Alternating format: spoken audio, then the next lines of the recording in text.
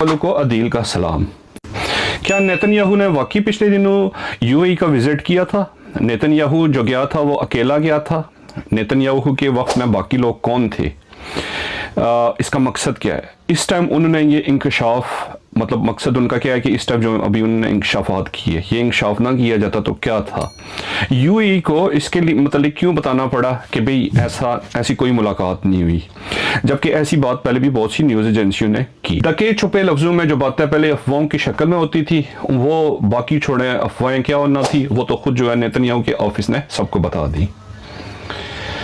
अब ये ट्वीट जो थी ये नेतन्याहू के ऑफिस ने की कि नेतन्याहू ने जो है वो चंद दिन पहले यूएई का विजिट किया। वहाँ पे अबूज़ाबी के जो हाकिम है एज ए होल वो यूएई के प्रेसिडेंट भी हैं, शेख मोहम्मद बिन जायद, जिनको आम जुबान में MPZ कहा जाता है, उनसे मुलाकात यूएई की सिटी अल ऐन में हुई थी। कितनी दिलचस्प बात है कि वो शख्स जिसको पकड़ने के लिए ICC ने, जिसको इंसानियत के खिलाफ जो उस बंदे ने काम किए, कत्ल किए, भूख से जिस हिसाब से उसने फ़लस्तीनियों को कत्ल किया, उसके लिए अहकामात इशू हैं।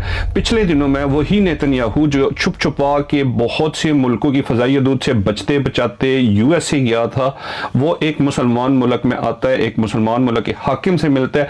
उन लोगों के कत्ल का उस पर इल्ज़ाम है जो इस मुसलमान हाकिम के हम ज़ुबान, हम नस्ल, हम मसलक, हम मज़हब। अच्छा, अब इसमें अगली जो दिलचस्प बात है वो ये दिलचस्प बात है कि वो अकेला नहीं गया इस मामले में, यानी कि मुसलमान आबादी जो फ़लस्तीनी आबादी है उनके खिलाफ जो उसने जुल्म किए, उस जुल्म में जो उसके टूल्स थे, जो लोग उसकी हाथ बाजू थे, यानी कि उसकी फौज का चीफ, उसकी इंटेलिजेंस एजेंसियों के चीफ, वो तमाम लोग वो उसके साथ शामिल थे। तो वो वहां पे मुलाकात के लिए गई। जैसे मैंने बात की है कि ये पहली दफा नहीं है कि इस विजिट की बात की गई। कोई ऑब्वियसली एक बंदा, एक मुल्क का जो हेड ऑफ द स्टेट है, वो अपने मुल्क से निकलता है, जाता है।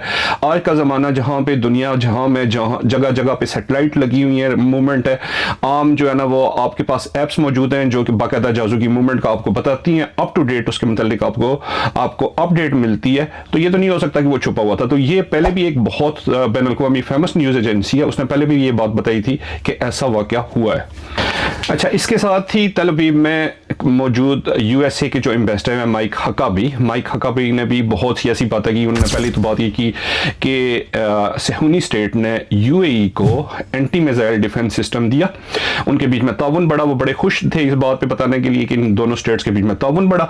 उसके अलावा जो अगली बात है वो ये है कि आपको बताता चलूँ कि 3 महीने पहले माइक हकबी USA का जो एम्बेसडर है, उसने ये ओपनली बात की कि सेहूनी स्टेट का जो हक है वो कमोबेश तमाम मिडल ईस्ट पे है। तो जो उन्होंने हदबंदी की, उस हदबंदी के बीच में मिडल ईस्ट का तो कोई इलाका बचता नहीं। अब एक नया ज़माना है, नई चीज़ है, बादशाह तो हैं। अब ऐसे नहीं होता कि कोई बादशाह जो है वो आपको बुलाता है, जेब से पैसे देता है, लेकिन अब भी वो कैसे आप किसी की इस बालादस्ती को मानते हैं, कैसे उसकी हुकूमत को मानते हैं, उसका एक अंदाज ये भी है कि आप उसके किसी भी जो एजेंट है या कोई भी उसके बिहाफ पे आते, जैसे हमने देखा कि मिडल ईस्ट में USA प्रेसिडेंट ने विजिट किया था तो उनको पैसे दिए गए, तोहफे दिए गए। तो ये भी एक अंदाज है।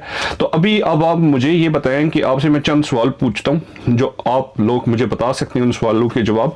आप लोगों के ख्याल में नेतन्याहू की ऑफिस से सच बोला या UAE की हुकूमत ने जो बोला है कि नहीं ऐसा नहीं हुआ वो सच्ची है?